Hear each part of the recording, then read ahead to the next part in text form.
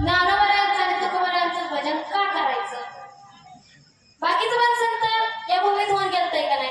संत नामदेव असतील, संत एकनाथ महाराज असतील, कितीतरी संत होऊन गेले, पण ह्या दोघांचं स्मरण का करायचं?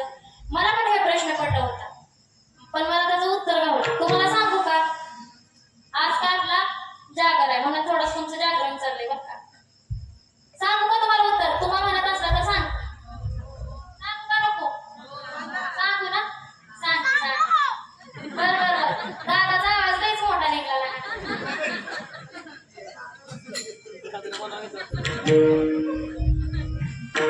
सांगते. समजा तुम्ही मला तुमच्या घरी पुरणपोळी खायला बोलवलं. तुम्ही बोलवणार नाही म्हणा, पण समजा बोलवलं. नाही मी बोलवणार. चांगली लोक आहे तुम्ही, तशी बोलवणार मला. तुम्ही मला तुमच्या घरी पुरणपोळी खायला बोलवलं, मग तुम्ही मला ताट तयार करून आणणार का? म्हणणार जा तिथं बाया हाय किचन मध्ये ठेवलंय, घे आणि खान जा, म्हणणार का सर? नाही. तुम्ही मला पुरणपोळीचं ताट करून तयार करून घेऊन येणार, पण त्यात जर त्या जुन्या आज्यांनी बनवलेली पुरणपोळी असली तर मग एकदम चांगली. कारण आता नवीन पोरींचं आणि स्वयंपाकाचं लांब लांबचं नातं आहे. आता ह्यांना पुरणपोळी बनवायचं म्हणजे माझी विगत तशीच आहे बरं का. पुरणपोळी बनवायचं तरी पुस्तक उघडला तर पहिल्यांदाच लिहिलेलं असतं कृती सामग्री. त्यात लिहिलेलं असतं 25 ग्रॅम डाळ घेणे, गॅसवर कुकर चढवणे, ती डाळ कुकर मध्ये टाकणे, तोपर्यंत जाऊन पप्पूला आंघोळ घालून येणे, आंघोळ घालून येऊन माघारी बघते तर काय या डाळ करपणे, मग राहिलेली डाळ काढून घेणे, ती मिक्सर मध्ये टाकणे, कारण ती पूर्वीचं पाटावर ती पण झाले, मिक्सर मध्ये टाकणे, मिक्सर फिरवणे आणि तयार आहे तुमचं पुरण. पण पप्पूच्या मम्मीला एकच प्रश्न पडलेला असतो, पुरण पुरण का? पुरण पुरण का? एवढा प्रश्न पप्पूच्या मम्मीला पडलेला असतो. विनोदाचा भाग सोडून द्या, मी कुठं आणते? तुम्ही मला पुरणपोळीचं ताट तयार करून आणलं, मग त्या ताटात तुम्ही काय काय घेऊन येणार? सांगा सांगा, काय काय घेऊन येणार? आमटी, भात, गुळवणी, भजी, आणखीन काय काय? पापड, आणि कोणाला पाणी सुटू देऊ नका, सगळं घेऊन येणार ना? मी म्हणणार मी कशाला येईन तुमच्या घरी पुरणपोळी खायला, किंवा बाकीचा फापट पशार कशाला आणलाय तुम्ही? तुम्ही काय म्हणणार? पुरणपोळी म्हटलं की त्यात सगळं येतच. तसंच ज्ञानोबा तुकाराम म्हणलं की त्यात सगळं संत येतातच. असो, आज इथं मी तुम्हाला कीर्तन सांगू शकते. तुम्ही स्वतंत्रपणे माझं कीर्तन सुद्धा ऐकू शकताय. ह्याचं कोण कारण आहे? तर छत्रपती शिवराय. नाहीतर मला आज सुद्धा कीर्तन करायचं म्हटलं तरी परमिशन घ्यावी लागली असती. हुजूर हमें थोड़ा सा कीर्तन करना है, अगर आपकी इजाजत हो तो क्या हम थोड़ा कीर्तन कर सकते हैं? मला भी परमिशन काढावी लागली असती. तुम्हाला भी पारायण करायचं म्हणले तर आज्ञा घ्यावी लागली असती. पण आपण स्वतंत्रपणे या समाजात काहीही करू शकतो. त्याचं एकमेव कारण कोण आहे? छत्रपती शिवराय. अरे छत्रपती शिवाजी महाराज म्हणजे कोण? छत्रपती शिवाजी राजे म्हणजे तो दणकाच आहे. राजगडावर मासाहेब जिजाऊ बसताय, मासाहेब जिजाऊ सांगतायत राजा दिसतो का तो कोंढाणा? तो कोंढाणावर फडकणारे दुश्मनाचे निशाण दिसतात का? राजा सांगतात हो आई साहेब दिसतात ना मला ते निशाण. अरे तेच निशाण आज आमच्या डोळ्यात दाखवा करून जातात. मग राज उतरवा की ते दुश्मनांचे निशाण आणि पुन्हा एकदा फडकवा आपला हा भगवा. सह्याद्रीच्या दऱ्याखोऱ्यातून 18 पगड जाती 12 बलदेदार हे सगळ्यांना एक सोबत घेऊन या स्वराज्याची निर्मिती करणारा, या सह्याद्रीवर पहिला भगवा ध्वज फडकवणारा तो राजा माझे छत्रपती शिवाजीराजे भोसले.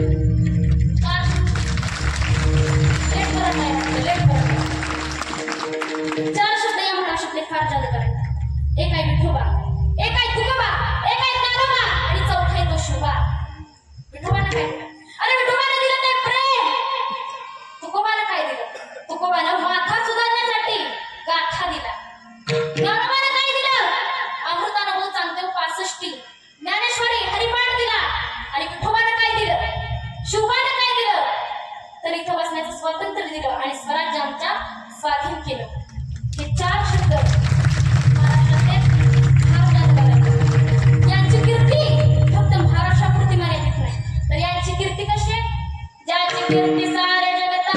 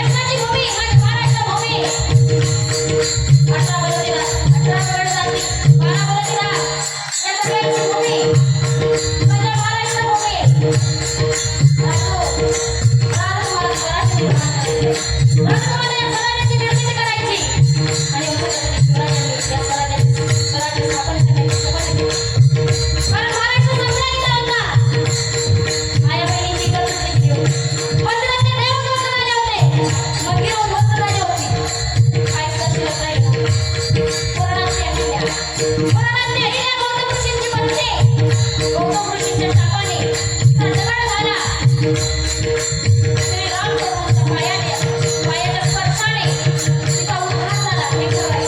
पण कलियुगातल्या गेल्या तिच्या पायाने श्रीराम प्रभूंजवळ सर्व देवांचा उद्धार झाला हे आपल्याला विसरून चालला. कारण राजमाता पुण्यश्लोक अहिल्यादेवी होळकर यांनी सर्व मंदिरांचा जीर्णोद्धार केला आणि या मंदिरांचे देवशिला करण्याचं काम माझ्या राजाने केलं. हेच नाही हे माझी कसं मंदिरा बघते एक पावला माझ्या राजाला सोबत होता आणि या स्वराज्याची निर्मिती केली.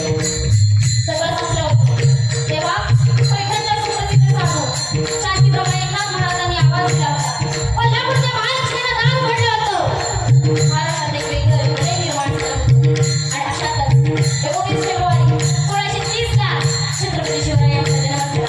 आणि मग राजे जन्माला आल्यानंतर आता सांगू झाला आज आनंदी आनंद गोकुळीच्या सुखा अंत बाळ नाती लेखा बाळकृष्ण नाती आनंदीला करणार. आणि मी या ठिकाणी हे महाराष्ट्राचं वैभव दिसत होतो. बघता शंभूराजांचा जन्म झाला. शिवरायांची 8 लग्न झाली आणि त्या 8 लग्नांपैकी पहिला विवाह आपल्या पैठणच्या निंबाळकर झाला.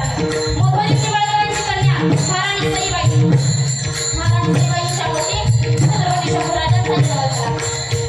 महाराणी आई सईबाई काय सांगतात राधे तुम्ही छावा आहात बरं का आणि छावा कधी कोणाला फुगत नाही बरं का राधे फुगायचं नाही शेवटपर्यंत. शंभूराजे शिवरायांजवळ जातात. शिवरायांना विचारतात आबासाहेब अरे कोण असतो हा छावा. माझा एक गाव सांगतात अरे त्याचा भात किंवा असताना त्याचा पुस्तकात छावा असतो आणि छावा आहे माझा शंभूराजा. माझा शंभूराजा छावा आहे. रणांगणात उभा असणारा राजा जबरदस्त शरीर असते आणि कुणाची मजाल नाही माझ्या राजाकडे बघायची. बऱ्या दुश्मनांना उद्ध्वस्त केलं माझ्या राजानं. आता निशाणा औरंगजेबाला बोलवायचा होता. तर औरंगजेबाच्या डोळ्यात शंभूराजे खूप पाहायला लागले. औरंगजेब विचारतो अरे कोण हे उंच भाजी. औरंगजेब एक मानले मज्जा उसके सामने आणि समोर गेलं ना का कुठल्या उलटा करायचं आणि महाराष्ट्रात रडताय फार भयानक रडताय नको जाऊ त्याच्यासमोर. खरं सांगू सज्जनाव छत्रपती शंभूराजे कधीच पकडले गेले नसते. पण दुर्दैव झालं आपल्या महाराष्ट्राचं की आपलीच माणसं ही दूर झाली. फार मोठं दुर्दैव झालं. जर इतिहासाचा पूर्ण अभ्यास केला ना तर एकही युद्ध माझे शंभूराजे हरले नव्हते बरं का. एकही युद्ध कमी पडत आला. राजे फितूर झाले. अरे कोणाची मजा नाही येत भजी राजाला हात लावायची. राज भरोजीला फितुरी केली. काय वाटलं सर्व शंभूराजांच्या जीवाला. अरे सख्खा मेहुणा होता गणजी. काय वाटलं असेल राजाला कळतच नव्हतं. आपलीच माणसं फसवत होती. फार भयानक काळ होता तो राजांसाठी. राजे सांगतायत अरे कवी एकदा म्हणला असताना तो सगळं राज्य त्याला देऊन टाकलं असतं. सगळं किल्लं त्याला देऊन टाकलं असतं. आणि त्या औरंगजेबाचं पुरं रान लुटलंय मी. त्याला सळू की पळू केलंय. आता त्याला सोडवायचा होता. काय कमी ठेवली होती. एक शब्द बोलला असताना सगळं मी त्याला दिलं असतं. कवी म्हणतो राज आजपर्यंत माझ्या आयुष्यात तुझ्या डोळ्यात पाणी बघितलं नाही ग. आणि काय ही आज. राजा सांगतायत अरे कवी याला माहितच नाही त्यांचा संभाजी. या पानाफुलाला साधा उरकून त्यांचा संभाजी आज पकडला गेलाय. ही जी माणसं आहेत ना ही सगळी माणसं माझी आहेत माझी. या माणसांना माहितच नाही त्यांचा संभाजी आज साखरखंडात गुंडाळला गेलाय. माहितच नाही. परत नजर मागं जायची. कवी विचारतो राजा काय झालं का मागं बघताय. राजा सांगतात अरे कवी तो जंजिरा राहिला ना. अरे माझ्या आईबापाचं स्वप्न होतं ते. आमचे छत्रपती शिवराय म्हणायचे अरे कुणाला नाही जमलं तरी माझा संभाजी छावाय तो हा जंजिरा घेणार म्हणजे घेणारच. अरे जंजिराची काय बात घालत बसताय. राजा आणखी थोडे दिवस जगले असते ना दिल्लीच्या तख्तावरच भगवा फडकवला असता. एवढी भयानक ताकद माझ्या शंभूराजांमध्ये होती. एवढी भयानक ताकद माझ्या शंभूराजांमध्ये. महाराणी आई सईबाई सांगतात राजा तुम्ही छावा आहात. आयुष्यभर फक्त हिंदुत्वासाठी लढत राहा. आयुष्यभर फक्त या भगव्यासाठी लढत राहा. आणि त्या भगव्याला निशाण बनवून तो भगवा कमरेला बंधून माझा राजा शेवटपर्यंत लढत राहिला. सगळं शांत झालं होतं. मला सांगा, डोक्यापासून ते पायाच्या नखापर्यंत तलवारीने सर सर सर सर मारून आले होते. काय नाही बाई, तुमच्या आमच्यासारखी हळदी लावायला पाहिजे होती, हळदी. पण हळदी नाही लावल्या. कुणी सैतानाने मिठाचं पाणी घातलं महाराजांच्या अंगावर. मिठाचं पाणी होतं.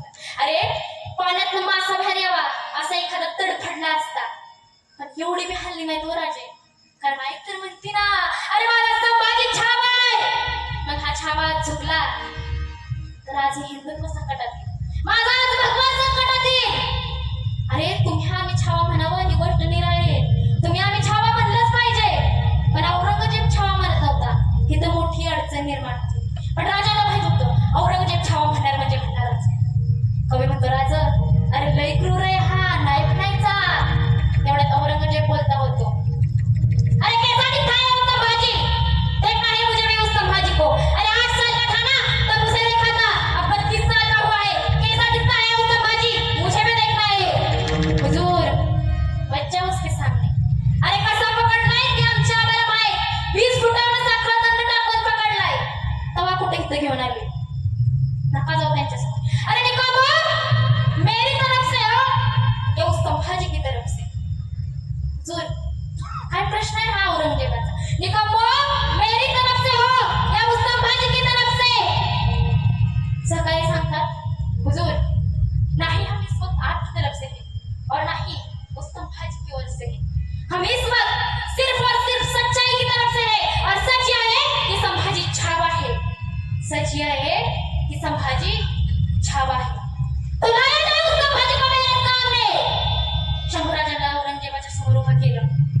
संभाजीराजाचे लाल बुंद डोळे ते औरंगजेबाच्या हृदयामध्ये जखमा करून जात होते. यही आंखें सताती है मुझे, यही आंखें सताती है. अरे निकाबो है क्या हम में से कोई ऐसा परवरदिगार. अरे एक तो संभाजी हमारे जनान खाने में भी देते आणि पूरी दुनिया पे राज करते हम. काय म्हणतो औरंगजेब, एखादा संभाजी माझ्या इथं पण जन्माला घातला असता. अरे येणार का तू देव तुझ्या इथं संभाजी जन्माला घालायला. अरे शंभूराजे जन्माला येतात ते फक्त आणि फक्त महाराष्ट्राच्या कुशीत आणि छत्रपती शिवरायांच्या कुशीतच. जगी ऐसा बाप व्हावा त्याचा वंश मुक्तीच जावा. छावा चित्रपट आणतात, पण कितीतरी वर्ष झालं, कितीतरी वक्त्यांनी, कितीतरी कीर्तनकारांनी तुम्हाला छावा पटवून द्यायचं प्रयत्न केला, पण आम्हाला छावा पटला नाही. आता प्रत्यक्ष बघितल्यावर तरी पटला ना. अरे लाही लाही झाली होती माझ्या राजाच्या अंगाची. मानेवर वार झालते, मान खाली जात नसेल गड्या. पण राजा तुमच्यासारख्या मित्रासोबत मनाला सुद्धा भाग्य लागतं. अरे संकटात मदत करणारे मित्र नको. आयुष्यात संकटच नाही आले पाहिजे यासाठी प्रयत्न करणारे मित्र आयुष्यात कवी कलश आणि छत्रपती शंभूराजांसारखे पाहिजेत. वाद जाते काय वाद करते, मान खाली जात नसेल. पण आई तर म्हणते ना, माझा संभाजी कोण आहे. छावा आहे रे माझा संभाजी. कसा झुकालतो संभाजी. ते लोक सळ्या घेऊन आले, सळ्या. आणि त्यांच्या हातातले सळ्याच खाली गळून पडल्या. अरे क्या हुआ निकाबो. हुजूर आज तक इसकी आंखें ही नहीं देखी. अरे किती जणांचे डोळे काढले आम्ही, पण आजपर्यंत असं डोळच नाहीत बघितलं.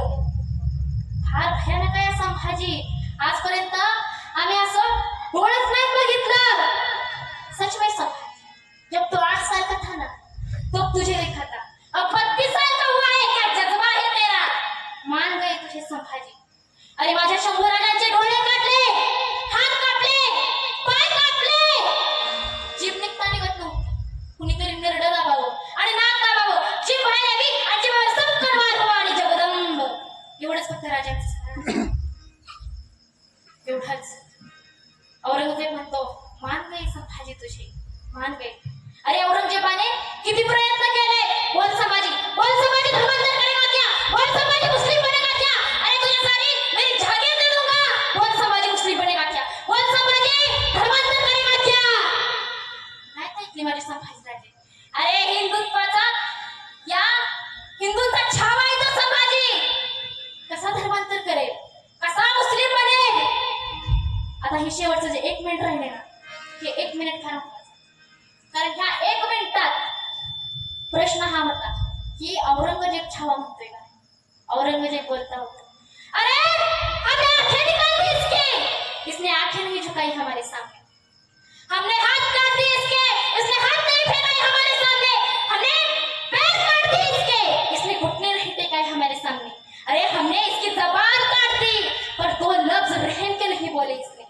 सच में छावा है संभाजी, शेर का छावा है संभाजी. खरंच छावा आहे माझा शंभूराजा. आणि हिंदुत्वासाठी कसं जगावं हे माझ्या छत्रपती शिवरायांनी शिकवलं. पण हिंदू धर्मासाठी कसं बलिदान द्यावं हे फक्त आणि फक्त माझ्या शंभूराजांनी शिकवलं. प्रौढ प्रताप पुरंदर क्षत्रिय कुलावतंस सिंहासनाधीश्वर राजाधिराज योगीराज श्रीमंत योगी श्री श्री श्री छत्रपती शिवाजी महाराज की. धर्मवीर छत्रपती संभाजी महाराज की. सनातन हिंदू धर्म की. जय भवानी, जय श्रीराम.